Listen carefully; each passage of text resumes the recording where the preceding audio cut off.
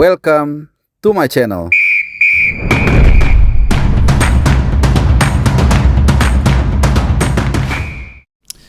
Ya, halo, salam sehat. Kembali lagi di channel Bung Harpa, teman-teman semua dimanapun kalian berada. Kali ini kita akan meninggalkan sedikit ketegangan yang tengah menimpa di Timur Tengah. Setelah penutupan Selat Hormuz, kita nggak akan bahas itu. Kita hanya bisa berharap dan berdoa semoga situasi semakin terkendali dan aman dan damai. Tapi ada yang gak kalah menegangkan juga, yaitu nasib para pemain diaspora yang saat ini masih terkatung-katung, masih terlunta-lunta dalam mendapatkan klub barunya musim depan setelah mereka dilepas oleh klub terdahulunya.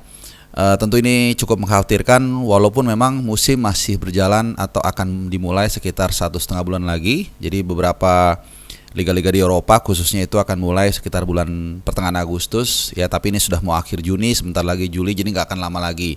Kita akan bahas itu, tapi ya sebelum kita ke inti topik dari video gue kali ini, gue ingin membagikan satu kabar yang lumayan menggembirakan, lumayan menyenangkan, yaitu comebacknya si Pakumis alias Sandy Walsh.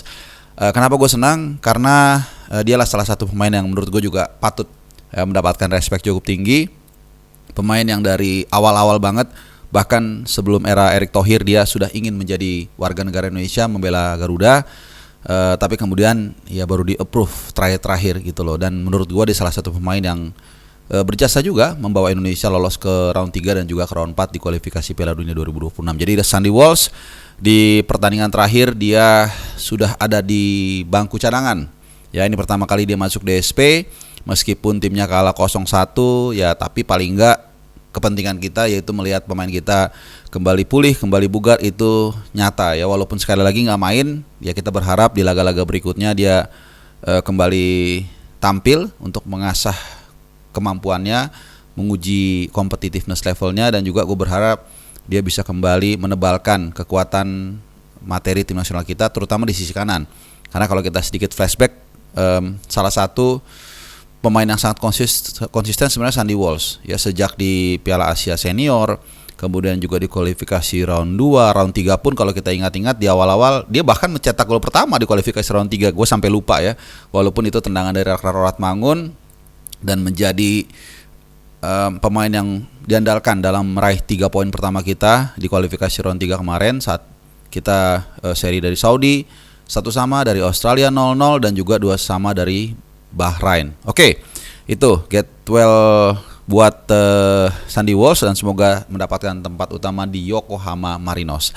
Nah, kita ke inti topik kali ini, yaitu soal pemain diaspora kita yang saat ini masih terkatung-katung. Belum jelas nasibnya seperti apa, kemana akan berlabuh. Jadi ada 6 pemain yang masih mencoba mencari peruntungannya. Jadi ada Jordi Amat, ada Sean Patinama, ada Justin Hubner, Rafael Struijk, kemudian ada Tom Hyde dan juga Nathan Chow. Jadi kita akan sedikit bedah satu persatu situasi dari para pemain tersebut seperti apa, dan kira-kira kemana mereka akan berlabuh. Oke, kita mulai dari Jordi Amat.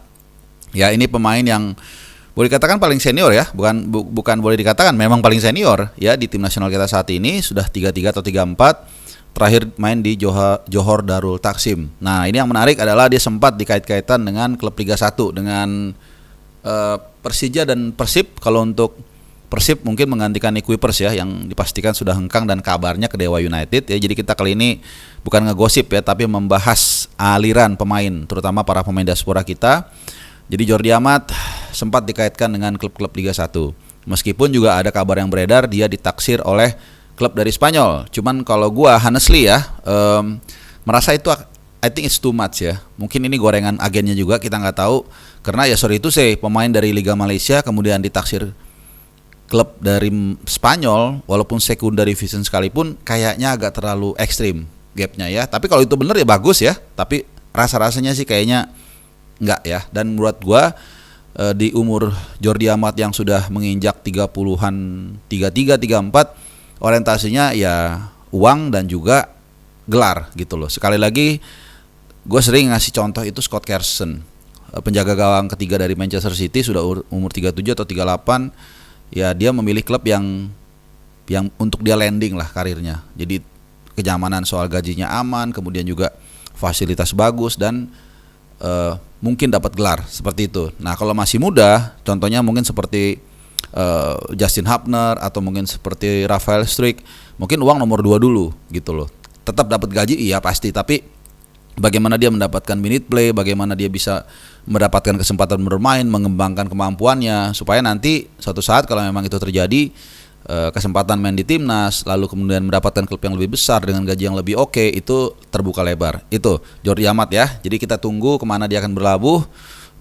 Meskipun gue lihat kans dia untuk mendapatkan, jangankan mendapatkan tim inti ya, untuk dipanggil ke timnas saja mungkin sudah semakin mengecil ya, karena usia tidak bisa berbohong. Yang kedua, Sean Patinama. Nah ini yang menarik ya teman-teman, salah satu pemain yang juga sudah masuk atau membela tim nasional Indonesia sejak round 2, mencetak gol juga ke gawang Irak di Basrah, walaupun kita dibantai waktu itu. Saat ini memang kabar terakhir itu yang sangat kencang itu dia di Buriram. Cuman ini juga kayaknya masih simpang siur ya, ada yang bilang belum firm, ada yang bilang udah firm segala macam. Yang pasti agak sangat disayangkan ya, di AS Open dia dibilang cadangan mati juga enggak, tapi reguler juga enggak. Tapi ada satu masa, gue masih ingat ya karena gue sering bikin raport abroad, dia main itu cukup sangat reguler. Jadi kayak 4 atau 5 kali starter berturut-turut begitu ya di AS Open saat itu, di kasta kedua sepak bola Liga Belgia atau biasa disebut Challenger Pro League gitu loh. Nah tentu kalau dia main ke Liga Thailand, ini adalah penurunan ya. Liga Belgia walaupun kasta kedua dibandingkan Liga Thailand udah pasti tinggian Liga Belgia gitu kan. Joe Pelupesi aja main atau dipinjamkan ke Lommel, itu kasta kedua sepak bola Liga Belgia, tapi skillnya luar biasa gitu. Jadi kalau buat gua, kalau dia sampai main ke Liga Asia, apalagi Asia Tenggara, mungkin agak sangat disayangkan. Tapi sekali lagi ya tetap kita dukung, tetap kita semangati kalau memang itu adalah pilihan dan juga takdir dia. Itu untuk Sean Patinama. Dan satu lagi gue lupa ya, persaingan dia di sisi kiri pertahanan Indonesia juga cukup keras ya, dengan hadirnya Calvin Verdong, El konsisten yang tidak tergantikan. Kemudian bahkan ada Dean James, walaupun Dean James belum terlalu tune in ya, tapi dia juga punya CV yang luar biasa ya, main di Go Ahead Eagles. Ini pun sama nih ya, ini juga gua nggak masukin dari lupa ya. Jadi ada 7 kemungkinan harusnya ya, yang terakhir katanya diisukan ke AEK Athens ya, walaupun dia sebenarnya masih terikat kontrak ya kalau gua nggak salah dengan Go Ahead Eagles. Anyway, balik lagi ke Sean Patinama. Jadi itu kita akan tunggu benar-benar apakah memang benar dia sudah resmi di Buriram atau seperti apa ya. Lanjut, Justin Hubner. Nah Justin Hubner ini yang gue bilang salah satu contoh pemain muda yang sebaiknya jangan ke Asia Tenggara dulu lah gitu ya.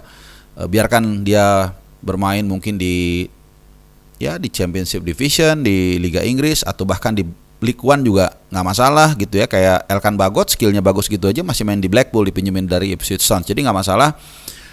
Cuma memang dia harus dilepas. Kenapa? Karena usianya sudah lewat U21. Jadi selama ini di Wolverhampton dia kan udah nyundul-nyundul kan tim senior. Pernah juga sekali 2 kali latihan, gue pernah ulas juga. Tapi memang belum cukup untuk main di tim utama ya. Premier League memang luar biasa ketat, luar biasa tinggi kualitasnya.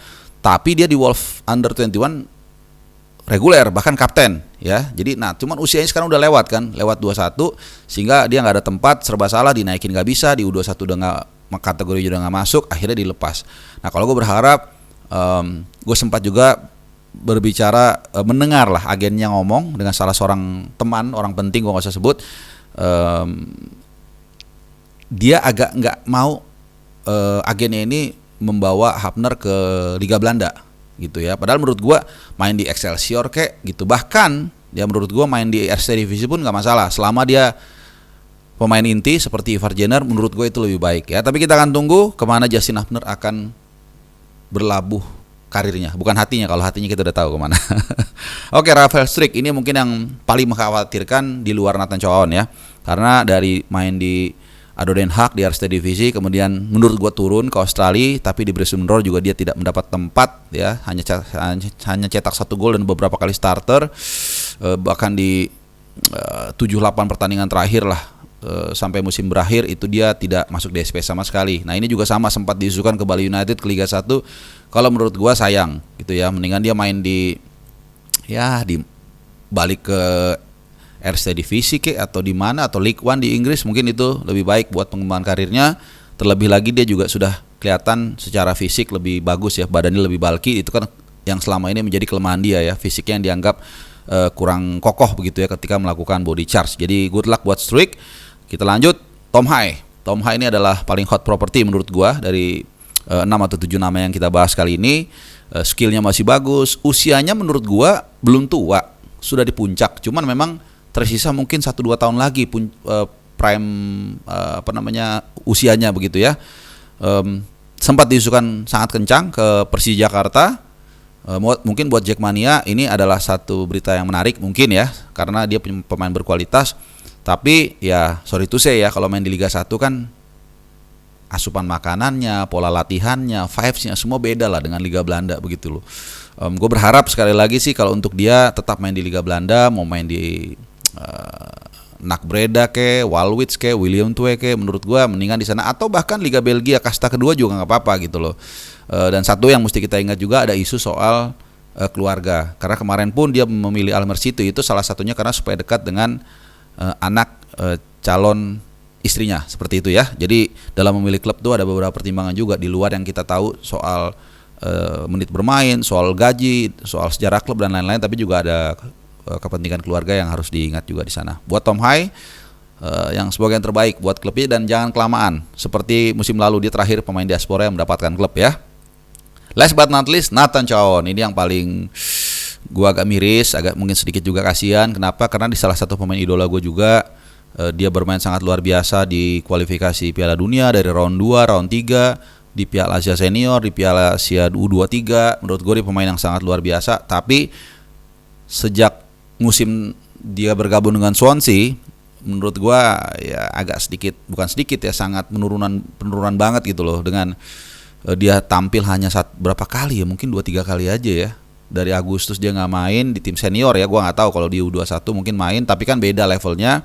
Dan sejauh ini belum tahu hilalnya sampai saat ini dia akan atau berlabuh di mana. Tapi itu yang gue bilang, usia masih sangat muda. Gue rasa jangan dulu dia mendekat ke Asia, apalagi Asia Tenggara. Mudah-mudahan dia bisa dapat salah satu klub di Eropa, apakah di kasta kedua, apakah Liga Belgia, atau mungkin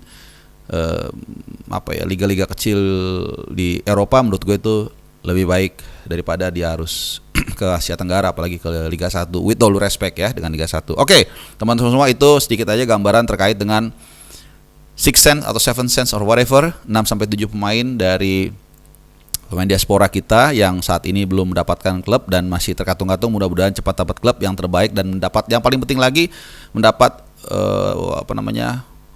minute play yang reguler supaya kemampuan mereka terasa dan siap untuk membela timnas Indonesia bulan September nanti menghadapi Kuwait dan Lebanon. Alright teman-teman semua, terima kasih sudah menyimak. Semoga kalian dalam keadaan sehat. Selamat malam, sampai besok dan adios.